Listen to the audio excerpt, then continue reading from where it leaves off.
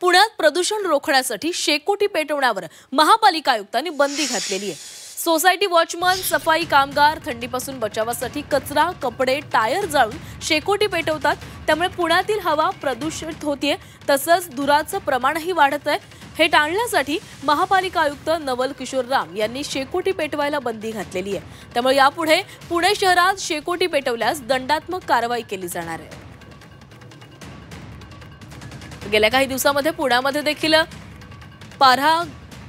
तापमानाचा पारा खाली उतरत चाललाय, थंडी वाढत चाललेली आहे आणि थंडीपासून बचावासाठी अनेक जण शेकोटीचा आधार घेत असतात आणि याच शेकोटीमुळे पुण्यामध्ये प्रदूषण वाढतंय असं सांगितलं जातंय। त्यामुळेच पुण्यामध्ये शेकोटी पेटवण्यास बंदी घालण्यात आलेली आहे आणि जर शेकोटी पेटवली तर दंडात्मक कारवाई केली जाणार आहे।